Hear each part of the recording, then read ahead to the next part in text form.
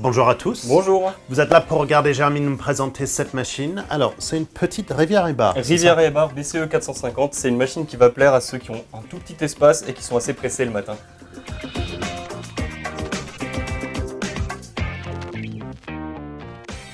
Alors j'ai parlé rapidité de la machine, je t'invite à l'allumer. Bah, il y a un bouton power, donc oui, je pense que c'est celle-là. C'est plus pratique. Et à me passer le porte-fil, s'il te plaît. Alors, ça, c'est un porte-filtre en alu. C'est un porte-filtre à la poix. C'est ça, c'est un porte-filtre en alu qui est couplé avec deux filtres pressurisés. Bon, en l'occurrence, là, il y en a un. Ouais, donc filtre pressurisé, petit rappel ce que c'est. C'est un filtre avec plein de trous à l'entrée, un seul trou à la sortie, et entre les deux, une chambre de pression qui va se créer pendant l'extraction, qui va mélanger le café avec la créma pour faire une espèce de mousse à la sortie, ce qui permet d'avoir un joli résultat en tasse, même si vous n'avez pas de moulin ou si vous utilisez du pré-moulu, vous pouvez quand même extraire un très bon café avec. Je vous recommande vraiment de prendre un moulin à la maison, ça permet de garder une fraîcheur et aussi de pouvoir découvrir de nouveaux cafés, tout simplement. Petit flash toujours important. Le 2 tasses, je vais mettre les tasses en dessous. Toujours important de faire le flash, ça va retirer tout ce qui est resté sur la douchette à la fin de l'extraction d'avant. Est-ce que tu as entendu ce qui s'est passé au début de l'extraction? Il y a un pré-infusion? Il y a une pré-infusion. En fait, vous pouvez régler les doses de la machine et il y a une pré-infusion automatique qui permet d'infuser la galette de mouture, de dévoiler plus d'arômes. Et donc ça, c'est vraiment un point très positif selon moi. Alors, est-ce que c'est déconnectable ou pas? Non, la pré-infusion restera automatique. Elle est prise en compte au moment de la manipulation, de réglage des doses, que je vais te montrer tout à l'heure d'ailleurs. D'accord. Parce que c'est vraiment très facile. Alors, on a un super résultat en tasse. Regarde ce crément. Elle est magnifique. Et on est pas mal.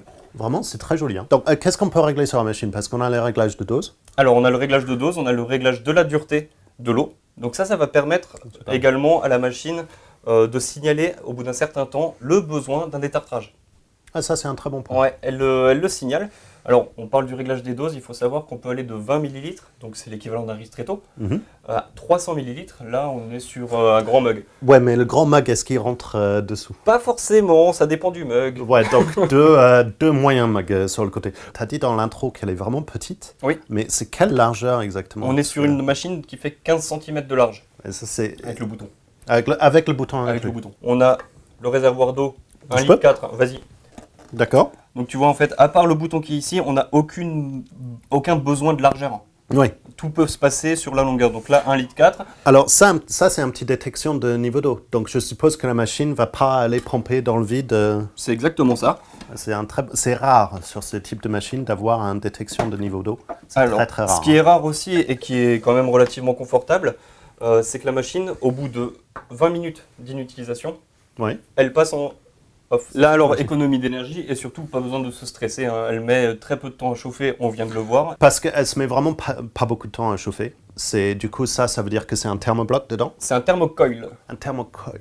Petite explication de ce que c'est parce que c'est important. C'est une tube en inox qui est en train de passer dans un bloc d'aluminium. Et du coup, c'est cette bloc d'aluminium qui va chauffer l'eau qui est en train de traverser cette tube. Et comme c'est en inox, c'est moins sensible à la tartre. Donc ça, c'est un très bon point. Là, ça cumule les points au niveau durée de vie, entre la possibilité de mettre une cartouche, entre le thermocoil, donc tubulure inox, et également le réglage de la dureté de l'eau. Là, on est vraiment très bien au niveau durée de vie. Parfait. Est-ce qu'on peut faire une tasse? Parce que j'ai vu un petit bus vapeur sur le côté. Tu as vu une petite buse vapeur sur le côté. Je vais te faire un latte macchiato, mais par contre, j'ai besoin de toi cette fois-ci. Est-ce que tu peux ouvrir le capot, s'il te plaît? J'ai vu le petit truc. Ça, c'est classe. Ça, c'est un petit touche Rivière et Bar. Alors, Rivière et Bar sont toujours très forts pour ça. On a un petit outil qui est là. Donc, on peut, on a l'embout filtre et l'embout vapeur. On va appeler dans le détail. Et là, on a le filtre une tasse. Filtre une tasse. Je vais récupérer. Pressurisé aussi, forcément. Donc ça, c'est peut-être le défaut de la machine. C'est que tu n'as que des filtres pressurisés. Un défaut qui n'en est pas un, parce qu'au final, ce qu'on cherche avec cette machine, c'est la possibilité d'aller vite le matin. Et surtout, pour moi, ce qui est bien, c'est le réglage de dose. Oui, réglage de dose, c'est super intéressant. Donc, il y a un autre modèle qui est sans réglage de dose. Qui est en manuel, full manuel. C'est la BCE 350. D'accord. Voilà. Et les deux sont en finition inox brossé. Les deux sont en finition inox brossée. La seule différence se situe au niveau des doses. C'est uniquement ça.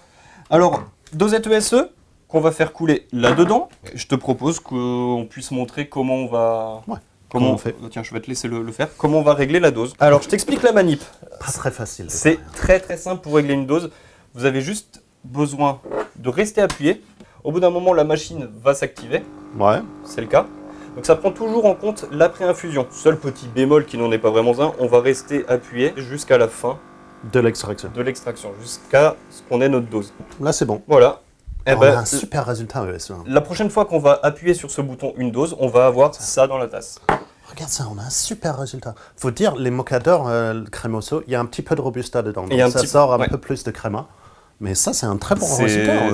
Tu viens de passer en mode vapeur et ça vient juste de dire que c'est déjà prêt. J'ai passé exactement au moment où tu as dit super résultat ESE.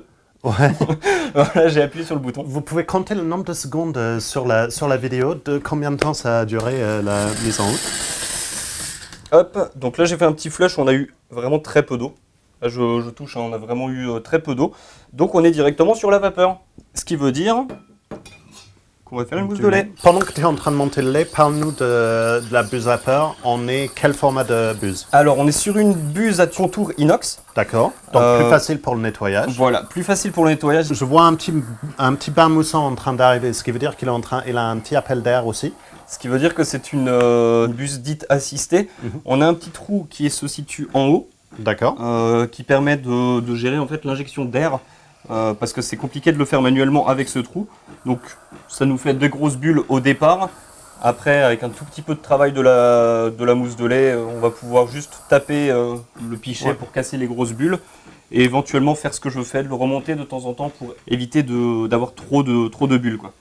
Et ça, c'est l'intérêt aussi d'avoir un pichet en inox, c'est que Jérémy peut gérer la température de son lait en touchant les bords sur l'inox, donc il sait qu'il n'est pas en train de chauffer trop. Ouais, bon après il faut savoir que là j'ai pris un grand pichet, mais avec un petit pichet, la buse nous permet... on a eu des machines qui sur un petit pichet ne le supportaient pas à cause justement de toute la pression, de toutes les grosses bulles. Là j'ai essayé également sur un pichet pour une tasse, il n'y avait pas de problème. L'avantage forcément d'une machine en thermocoil, c'est que ça va chauffer vite, mais le désavantage c'est que vous allez mettre un peu de temps pour chauffer et que vous allez avoir une texture de mousse à la fin qu'il va falloir travailler. Donc cette machine n'est pas une machine pour les gens qui ont envie de faire du latte art, c'est une machine pour les gens qui ont envie de faire un latte macchiato le week-end, mais vraiment en style grosse verre avec les couches. Donc c'est qui peut être toujours assez classe et toujours aussi bon. Mais l'important c'est de pouvoir travailler son lait à la fin et utiliser un pichet pour gérer la température. Parce que le plus grand défaut des gens, c'est qu'ils ont tendance à utiliser un pichet inadapté. Ils chauffent trop le lait et ils arrivent avec un résultat, un latte macchiato qui est vraiment pas top. J'ai rien à rajouter. À part que je me suis permis pendant ce temps-là de faire ma verse. Donc tu vois, hein, il suffit juste de faire ça, on n'a plus aucune bulle. Ouais, on a que de la microbulle. On a que de la microbulle. On a le créma le mousse créma qui s'est gardé pendant tout ce temps. Ben, le résultat ESE est vraiment bien. Et puis là, tu vois. On a nos couches qui sont dessinées. C'est vraiment assez joli. Voilà, j'ai tourné pour faciliter le résultat. Mais là, tu vois, on est vraiment sur le latte macchiato 3/3. Un tiers de lait, un tiers de café, un tiers de mousse. C'est vraiment top. Donc ça veut dire que la machine nous permet de faire de bons résultats. Après, oui, tu l'as dit, on va pas pouvoir réussir à faire des cœurs ou autre. C'est un super résultat. C'est ce qui est intéressant avec le mocador. Ça m'arrive vraiment bien avec du lait. Donc, pour finir sur cette Riviera et Bar BCE 450, c'est ça. 450, qui est la grande sœur du BCE 350. La seule différence, c'est vraiment sur les doses réglables qui est sur le 450. Vraiment une machine très intéressante, surtout avec la pré-infusion et les doses réglables. Le système lait est correct pour une machine de ce type. Chauffe super rapide grâce au thermocoil et vraiment petite, parfait pour une petite cuisine, pour quelqu'un qui est vraiment pressé de sortir son café. Si cette machine vous intéresse, vous pouvez la retrouver sur Mexicoffee, juste ici. Pour vous abonner à notre chaîne, pour voir toutes nos vidéos dès que ça sort, c'est juste ici. Et pour pouvoir voir d'autres machines expresso en vidéo, bah c'est par là. Et jusqu'à là, nous on va vous dire bon café. Au revoir.